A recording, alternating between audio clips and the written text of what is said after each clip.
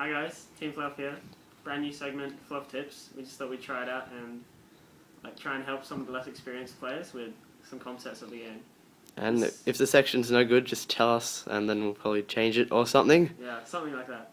So I know, just let us know, tell us whatever. what you think. So today we're gonna have Lenny. Lenny with pluses and minuses. Yeah. You already say that? Nah. Yeah. The concept There we of go. plussing and minusing in the game. So things like monsters. If you tribute summon a monster, you will minus the number of monsters that you tribute. Because say you have 2 monsters on the field, and you have 1 card in hand, so in total you'll have 3 cards. This is Gauze, so you'll need to tribute summon 2 cards if you want to tribute summon it. So you go from 3 cards, tribute 2, to summon 1. So even though you have like a beta on the field, which is 27, you've still got -2 because you've gone from 3 cards to 1 card.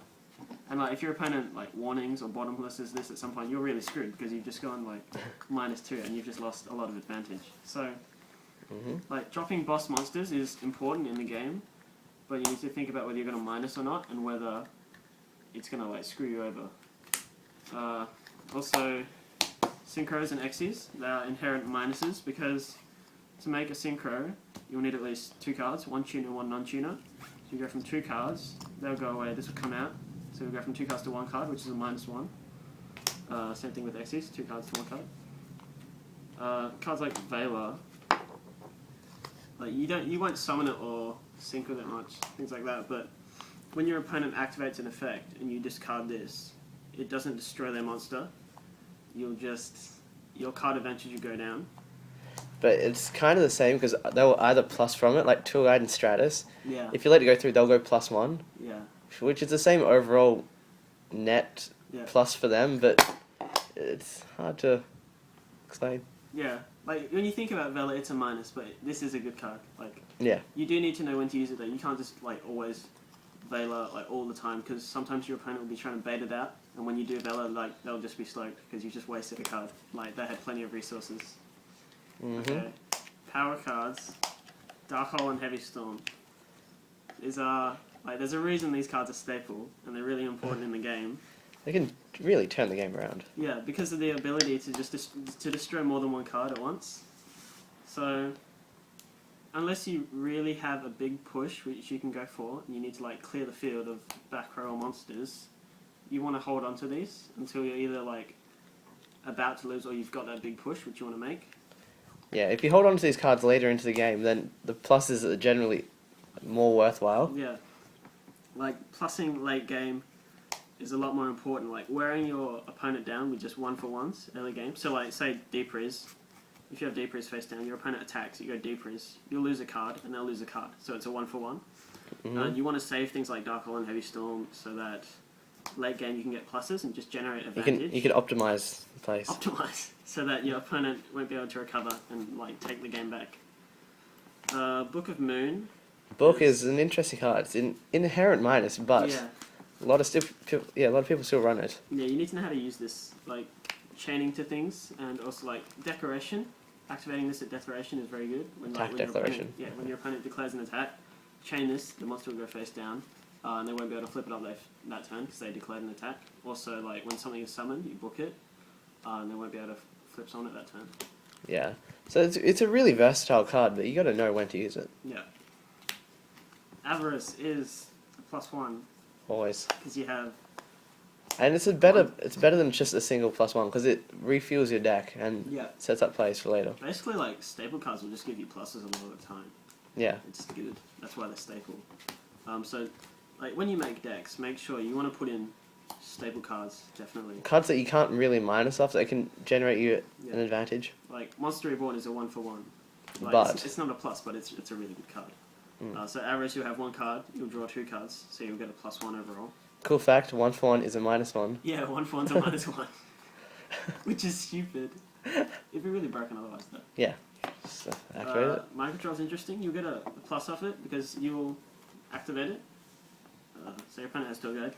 Don't know why you'd want to Mind Control Tour Guide, but you go Mind Control.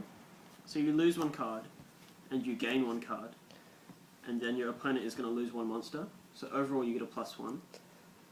And if you start doing like synchros and XCs with this, then even though you minus from the summon of the synchro or the XC, you'll still overall neutral, and it'll still be like a good play to use mind control. But if you give them the monster back in the end phase, then it's still -1. It's terrible. MST, very important. At worst, oh no, it can still be -1. If you hit something chainable, it's bad. Yeah. You gotta know when to use it. Like, you want to MST's at 3, and it's somewhat expendable, but normally you want to save it for a big push, or when you want a play to go through. Like if you have tour guide and they have 2 back row, this is one of the summoning tour guide and using its effect is one of the best plays you have. You want to MST the back row to summon the tour guide, and hopefully you'll hit something like warning for tour guide. Like you just want to hit something so that the play will go through. You don't want to just activate it and then pass turn. You have to have follow-up plays. Yeah, you want a follow-up play. Also, it's a really good card to set, because if your opponent has some back row, and they choose to like MST your MST, you can chain it, and then you MST their back row, and you can just play MST on your opponent's back row. That's a 1-for-1. If they use their MST on yours and you chain it, like their MST serve no purpose at all. They lose 2 and you only lose 1, so you go +1. They'll go -1, +1. Same yeah, thing. Yeah. French Tribute, another power card. Like things like this and Dark Hole and Heavy Storm, you need to know just clear the field to save them, and clear the field once your opponent makes a big play. Compulse. Compulse is interesting. Yeah. It's really good because you can chain it onto anything, so if they MST it, you're still neutral from it. Yeah. So it's chainable. It's only good for hitting Ixies and Synchros. Yeah, if you compulse a main deck monster, you're going to get a minus, because this will go away, and their card from the field will just go to their hand, so they'll have the same number of cards, so you'll get a minus. If they make something from the extra deck though, and you compulse it, you'll get a 1-for-1. Yeah. So it's just interesting. It doesn't mean, the thing with pluses and minuses, sometimes you'll have to minus to win sometimes, but to generate more advantage, really. Something to think about. And then Compulse brings us to the quality of the pluses, because sometimes you can still minus, but it's a better minus than a simple plus like Compulse. If you send BLS back, then it's all right, because I guess. Yeah. Because you can do stuff, but you want to save something like Compulse for power cards that you need to. If you're going to minus, you want to use it on the power card. And then Scapegoat isn't really a plus, because people say it's a +3, but you just get 4 tokens. Yeah, they're just Scapegoat tokens. You can't attack with them. You can't do anything with them. They're just not. If you synchro with them, then if you synchro with them, you'll still be minusing, won't you? Because you'll be it's like syncing with this card. Depends what you do. Yeah. If you can get 2 formulas out of it. Yeah, this isn't like an inherent +3. It's not. You can and attacking and stuff is. Yeah, destroying stuff in battle is a +1, because you have 1 monster, they have 1 monster, and then they lose a monster, so it's a +1 for you. Is that all? I think that's all. Yeah. Plus and minus. Thanks for watching, guys. Tell us if you liked it or not. Comment, like, subscribe, all that stuff. We need it. Thanks. Thank you for watching.